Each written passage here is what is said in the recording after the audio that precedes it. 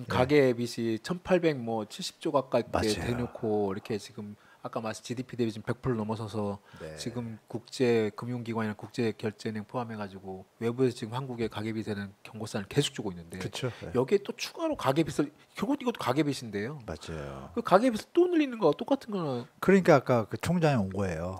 아 그래서 총장이 네, 그 괜히 온 게 아니라고 봅니다. 제가 볼 땐. 어 보니까 좀 이거 이 양반들이 국가 국민의 개념이 아니고 약간 오버하는 것 같다 판단되니까. 네. 그러니까 한국은행 총재께서는 뭐 아시지만 우리 군부 독재도 겪었지만 네. 어떤 그 지도자의 어떤 성향이라는 것들이 있지 않습니까? 아 그렇습니다. 이게 보니까 그런 얘기 있잖아요. 좀 기득권들이 가끔가다 하는 말이 있어요. 나라 안 망하니까 빼먹을 건 빼먹어. 뭐 이런 얘기도 제가 들은 적 있어요.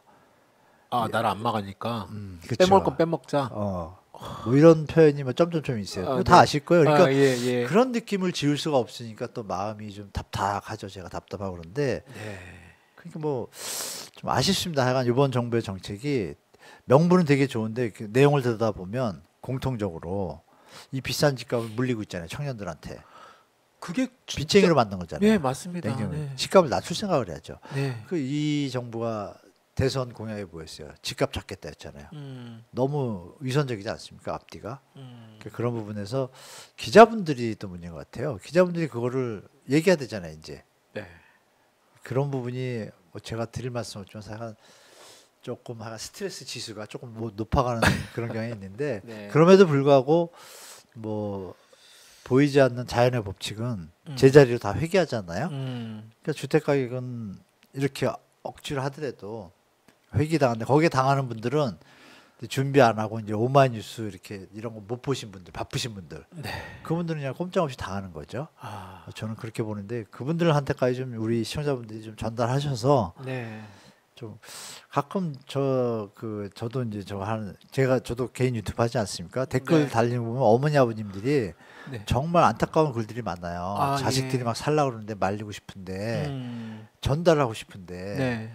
그 얘기를 들으면서 제가 이거 무료 강연이라도 전국을 해야 되나 막 이런 심정? 아이고 예. 네, 그래서 다 같이 좀 신경 쓰면 우리 음. 젊은이들이 피해를 안 볼 것 같아요, 제 생각에. 지금 저희 그 코너와 저희 오마이뉴스 오마이티비 나오셔서 이제 계속 좀 자주 네, 더 나와서 말씀 주셨으면 좋겠고 네, 또 한무드 TV도 있습니다. 한무드 TV 저도 아, 구독자라서 네. 꼭꼭 챙겨 보는데 구독자 여러분들 고맙습니다. 예. 여러분도 많이 구독해서 보는 게 그게 지금 왜곡된 부동산 시장을 제대로 바라보는 아, 네. 아주 중요한 채널입니다. 그래서 한문도 TV도 꼭 같이 저희 오마 아, TV 저희가 지금 171만이 넘었는데 와우.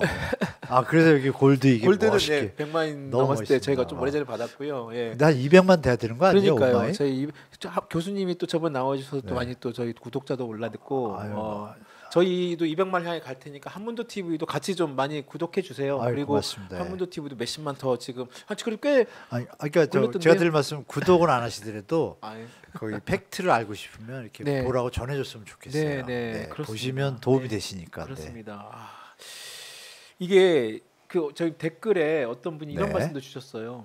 정말로님은 내년에 선거 끝나면 무슨 일이 일어날지도 모르겠다라는 걱정 어린 걱정을 이렇게 맞아요. 좀 주셨는데 네. 어 지금 이 신생아론 포함해가지고 아까 지금 그동안에 쭉 말씀을 들으신 그 저희 독자 시청자 여러분 아마 아실 것 같은데 네. 교수님 보시기에 내년 4월 총선까지는 하여튼 여하튼 지금 굉장히 큰 정치적 이벤트가 지금 남겨둔 상태에서 전반적인 경제 뭐 금융 여러 가지 상황들이 굉장히 위태위태하고 뭔가 막 그 좀 시장의 아, 참여자들은 네막 예, 그렇죠. 예. 위태로운 뭐그 그런 거로 많이 이렇게 느끼고 계세요. 저도 이렇게 막 네. 이렇게 만나서 얘기 들어보면 우리 교수님 보시기에는 이 당장 하여튼 내년 4월 총선 앞두고 뭐 여러 가지 뭐가 있지 않을지 뭐 당장 뭐 구체적 예상이 어려울 수도 있겠습니다만 어떻게 보십니까? 지금 부동산 시장의 어떤 약간 전망이나 음, 아니면 뭐 내년까지 같이 좀 크게 같이 뭉뚱그려서 말씀해 주셔도 되고요.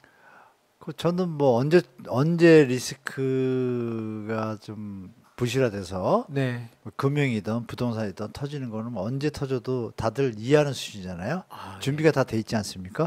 그 드릴 말씀은 그겁니다. 우리 IMF 다 우리 시청자분들 겪으신 분들 꽤 계실 텐데 네. 웬만한 충격에 대한민국은 뭐 멀쩡합니다. 도리어 그 충격을 겪고 나면 구조개혁이 자동으로 이루어지잖아요. 네. 그러면 이제 제2의 성장기가 나오니까 우리는 그걸 좋게 받아들여야 된다고 생각해요. 솔직히 그 구조개혁 자체를. 네. 그래서 그 구조개혁 과정 중에는 이제 우리가 생각하는 위기라는 리스크들이 터지잖아요. 네. 은행이든 부실한 은행이든 뭐 이 금융기관이 주로 많은데 새마을금고 문제가 사실 저는 해결됐다고 보지 않거든요. 네. 그 이번에 청담동 아시죠? 그렇죠? 말씀하신 청담동 거기 1순위인데 그거를 돈을 몇 천억을 빼면 그 사업이 거의 좌초하거든요. 그렇습니다. 거의 1순위가 빠지기 새마을금고가 때문에 거의 가장 많은 1순위입니다. 돈을 예, 제일 좀 많은데 물려 있죠. 근데 그 현장뿐이 아니라 다른 현장도 빼려고 했는데 이제 뭐 대주단 이래 가지고 정부가 권유해서 아, 또 사업을 유지해 가는데 새마을금고 입장에서 생각해 보세요. 한때 뱅크런 비슷하게 일어났고 네. 자금이 모자르면 진짜 부도예요. 예. 순간적으로. 예. 물론 단위 지점별로 있지만 네. 그럼에도 불구하고 지금 유지를 하고 있잖아요. 그러면 그 유지를 한다는 건 청담동 현장을 갖다가 유지를 해야 되는데 왜 돈을 뺄까요? 이 예금 창고에 뭐가 모자란 거잖아요. 당장 자신들이 지금 예금 찾고 네, 돈이 네. 모자란 지금 거죠. 나부터 살아야 되겠는 거예요. 뭐 네. 나라고 뭐고. 어. 그러니까 그 현장 말고 또 다른 현장도 만기 현장 한 1년 했거든요. 네. 그러니까 속으로는 그것도 회수하고 싶은 거예요. 어. 근데 그런 부분을 생각할 때 그리고 현장 얘기를 하나 말씀을 예전에도 한번 말씀드렸지만 새마을금고 다시는 중간간 분들은 네. 현장에 어떻게 들어가는지 잘 알고 계시거든요. 지금 연체가 부동산 뭐 쬐고만 현장도 많잖아요. 네. 이게 너무 많아요. 어. 그런 것들이 가시화될 가능성이 좀 있다고 봐요. 그 때문에 놀라실 필요도 없고 그냥 아 터질게 터졌구나 받아들이시면 되고 제가 생각하는 경제 상황에서는 지금 뭐 반도체하고 네. 2차 전지가 조금 차세대 이제 또 먹거리로 가는데 네. 그 부분이 지금 저는 개인적으로 딱 보니까 야 이거 좀 길게 가겠구나. 제 개인적인 생각이에요. 아, 요 조금 2010년부터 한 12년 우리가 조금 횡보했거든요. 그때 2008년 경제가요. 2009년, 네. 박근혜 정부에서 부동산 활성화 정책 쓰기 전까지는 경제 성장률이 좀 낮았죠. 한 MB 때 예. 주요 그때 네. 그런 분위기가 아마 연출되는 첫 해지 않을까. 아, 내년이. 네, 그래서 살짝 터지면서 네. 카드사들도 좀 요새 아슬하거든요. 그렇죠. 카드사들도 카드사들도 요즘에 좀 지금 아슬아슬해서 저는 뭐 아슬아슬하네. 카드사에서 조금만 더 터지던 네. 건설사에서 터지던 금융에서 터지던 그건 뭐 예견된 수준이라고 보고 네. 안 터지게 하면 정부가 정말 기가 막히게 잘 넘기는 것인데 불구하고 그러면 이제 내부적인 힘은 약해지는 거죠. 왜? 지금 상태가 안 좋은데 이걸 유지하는 거지. 네. 안 좋은 걸 잘라내야 되잖아요. 못 자르고 가면 이렇게 힘들게 계속 갈 수밖에 없는 거고 네. 잘라내면은 좀 한 1, 2년 힘들겠지만 3년, 4, 5년부터는 다시 갈 수 있는 경제인데 올해하고 내년은 정말 이 변동성이 되게 심할 것 같아요. 네. 우리 문제뿐이 아니라 지금 또 중국이 예를 들어서 떡 삐져가지고 네. 쉽지는 않지만 대만 툭툭 건드리고 툭툭 뭐 이러면 네. 갑자기 경제 더 식거든요. 어. 미국도 아시겠지만 지금 딱 이제 경제 전체 들어갔잖아요. 그렇습니다. 사실상 네. 그러면 저 바닥까지 가기 전까지 금리를 안 내리겠지만 경제 상황에 수요가 준다는 얘기잖아요. 소비가. 미국에 지금 그런 상황. 그럼 우리는 지금 중국하고 좀 상태가 안 좋으니까 미국 소비로 지금 가는데 미국 소비가 또 줄어? 네. 그러면 이 얘기 드려야 있군요. 지금 미국의 주택 판매량이 네. 13년 만에 최저입니다. 저번 달에. 저번 달에요? 아. 네, 그 얘기는 뭘 의미하냐면 우리가 냉장고 가전이 많이 나가잖아요. 네. 그럼 미국이 집 하나 움직일 때 보통 LG TV에 삼성 냉장고 뭐 이렇게 쓴대요. 아, 예, 예, 예. 기본적으로 예. 뭐 공기청정 이런 거 두 번째고. 어. 근데 그 수요가 13년 만에 최저로 줄었다는 얘기는 우리 가전 수출이 다른데 출구가 없으면 최저로 가는 거예요. 미국에서는. 그렇죠? 아, 예. 당연히 그렇잖아요. 그렇습니다. 그러니까 이런 부분이 보이지 않게 우리한테 다가올 거 아니에요. 아. 그러니까 경제 활력이 좀 떨어지는 거죠. 그래서 IMF나 BIS, OECD가 공통적으로 하는 얘기가 한국 지금 구조개혁하지 않으면 5년 동안 1, 2% 성장률에 매밀 거다, 힘들 거다라고 얘기했습니다. 그럼 1, 2%면 아시지만 거의 그냥 유지하는 거예요. 그렇습니다. 그러니까 지금 우리 시청자분들이 그렇죠 뭐라 그럴까 부채 같은 거 관리 잘하시고 조금 준비하는 자세가 좀 필요한 것 같아요. IMF도 겪었기 때문에 우리는 그 정도 능력 충분하니까요. 네. 제가 볼 때 물론 어려워서 힘드신 분도 계시지만 또 일어설 수 있으니까 마음 단단히 하고 준비하시는 게 낫지 않나 좀 말씀드려봅니다.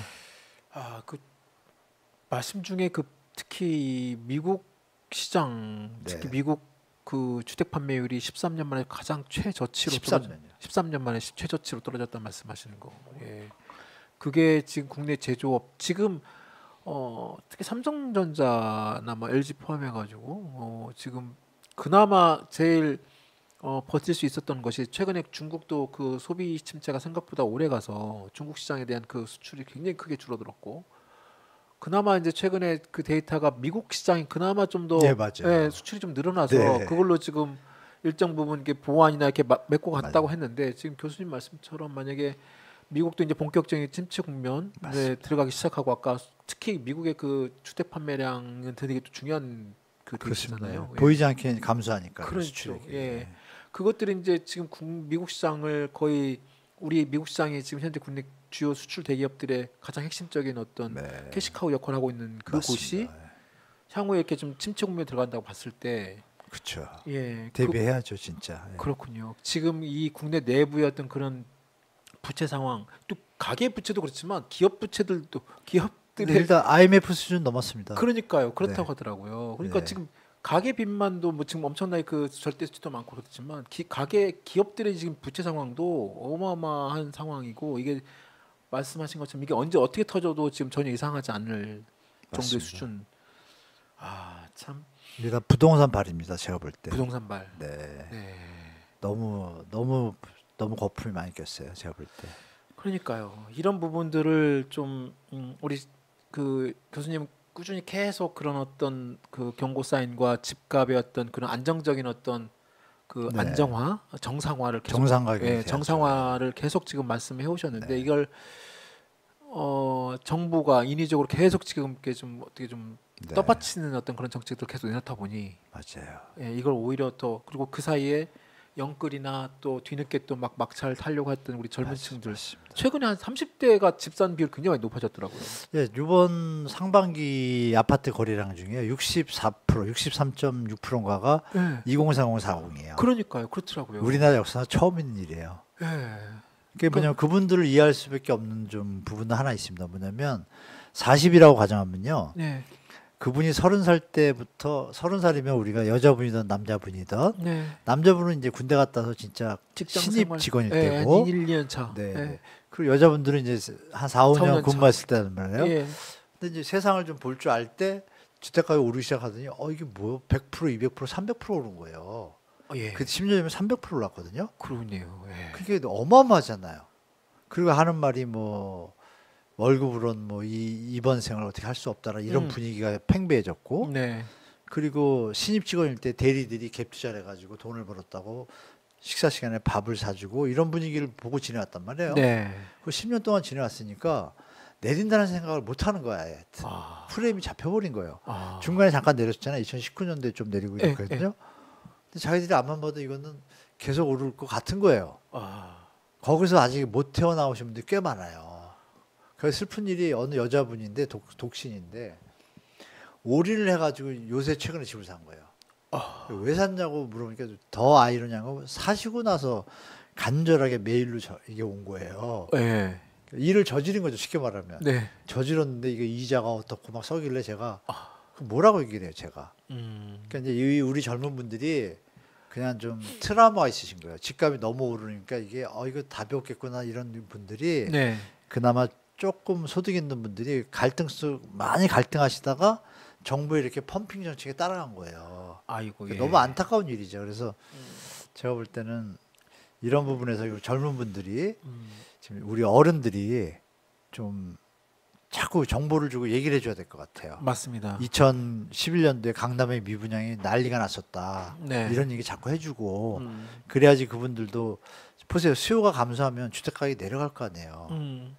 그리고 내려가는 거는 누구나 다 얘기하고 있잖아요. 내려가야 나라가 산다고. 네.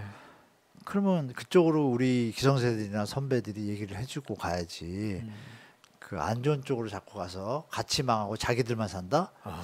이건 뭐 친일 매국노 수준의 어떤 프레임이죠. 제가 볼 때. 그러니까 그런 부분에서 젊은 분들한테 나쁘다고 할 것이 아니라 정보 전달이 안 됐잖아요. 그동안. 네. 그걸 우리가 뭐 오마이뉴스든 저든 우리 선배 기성세대 분들이 네. 욕심 좀 줄이시고 자꾸 얘기해주고 같이 사는 사회로 좀 갔으면 좋겠어요. 그러니까요.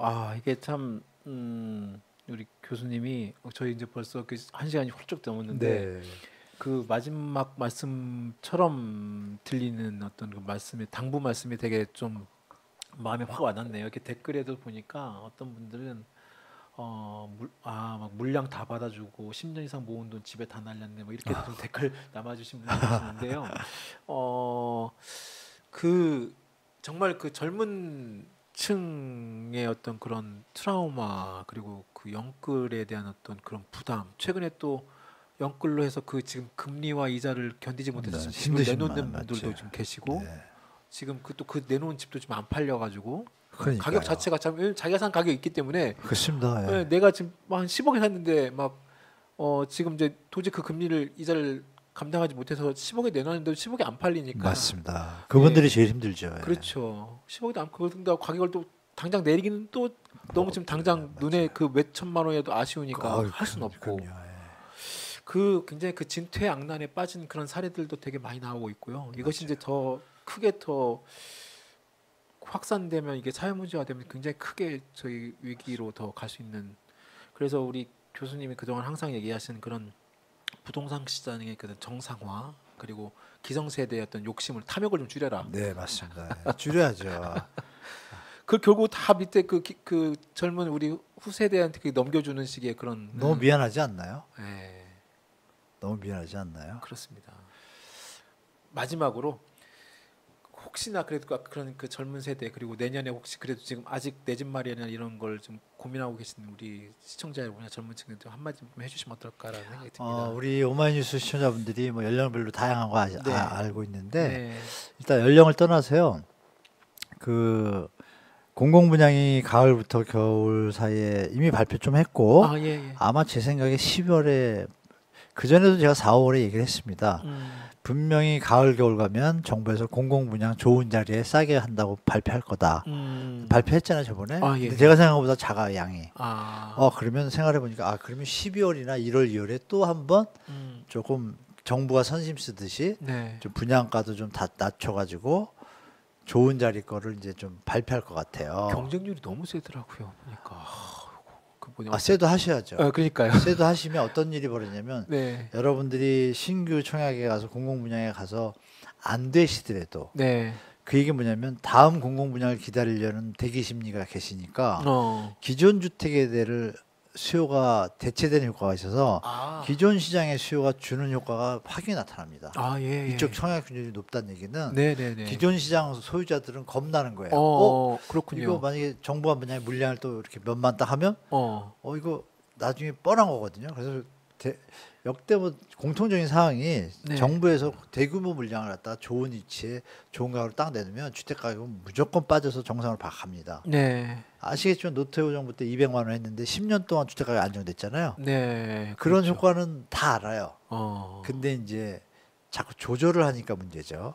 예. 근데 그 조절 못하게 전 정부에서 택지를 다 해버렸잖아요. 네. 그게 120만 호예요. 120만 호. 120만 원 무조건 나오게 돼 있는 거예요. 그러면 대충 예상 나오잖아요. 네. 그러니까 좀 느긋하게 공공분양 네. 오랫동안 텀을 가지시고 기다리셔도 제가 볼 때 큰 문제 없다고 보고 만약에 정부에서 좋은 좀 의식을 가지고 임차만 안정되면 기다릴 수 있잖아요. 뭐 그런 제도가 나올 수도 있잖아요. 어떻게 보면 예, 선거 결과에 따라서 예. 뭐 그런 것까지 감안한다면 지금 무주택자분들은 지금 청약의 공공분양에는 공격적으로 가시고 네. 진취적으로 취하시고 네.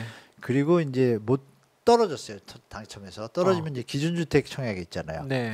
기준주택 청약은 냉정하게 보실 게 현재 분양가가 높다라고 다 얘기하잖아요. 네. 지금 건설사들이 막 경쟁적으로 올리거든요. 네. 그래서 거기에 이제 혹해서 가시면 안 돼요.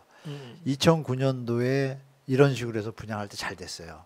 됐는데 2011년도 12년도 입주식이었거든요. 네. 그때 서울하고 수도권이 마이너스 P가 수도권은 한 4~50%, 서울은 3~40% 마이너스 프리미엄이었어요. 아, 기억을 지금 다 잊어먹으셨는데 예. 그 얘기를 제가 드린 얘기를 좀 참고하셔가지고 너무 높은 데는 내가 굳이 갈 필요가 없구나. 잘못하면 마이너스 P 나와가지고 투자 투기가 안 되니까 나중에 사시면 되잖아요. 그러니까요. 그런 긴 호흡을 가지시고 대하시면 되니까 네. 기존주택은 천천히 비싸면 심사숙고해서 대하시고 공공분양은 비싸지는 않거든요 시세보다. 네. 그러니까 과감하게 공격적으로 가셔도 돼요. 네. 되신 다음에 또 재당첨 제한 금지가 없어졌으니까 물론 특별한 경우는 또 해당되는데 네. 공격적으로 하시면 될 것 아, 같고 그렇군요. 시간은 만약에 둘 다 안 됐다 아. 그러면 천천히 기다리셔도 2~3년 뒤에 또 한 번 기회가 올 수 있으니까 네. 좀 길게 생각하시면 좋을 것 같습니다. 예. 그러니까요. 혹시 오늘 저 교수님 말씀을 다시 한번 저희 한번 새겨 들어보면 좋겠습니다. 정말 네. 좀 급하신 마음이 있을 수 있어요. 옆에서 혹시 또 막 분양하고 막 그 청약하고 또 막 사야 되는 거 아닌가라는 그런 급하신 마음에 또 네. 뭐 언론 보도 보면 또 최근에 막 또 여전히 그 가격대는 크게 안 떨어지는 것 같고 막 그런 급하신 마음이 있을 수 있으나 저 오늘 교수님 말씀처럼 절대 급하면 안 된다. 네. 2~3년 후 긴 호흡으로 맞습니다. 긴 호흡으로 보시고 공공분양에 적극적으로 청약 신청하시고 맞아요. 그다음에 민간 부분은 제대로 따져서 너무 절대 비싼 거는 들어가지 마시라. 기회는 꼭 온다. 오게 되어 있습니다. 오게 제가 되어 볼 있다. 때. 네. 알겠습니다.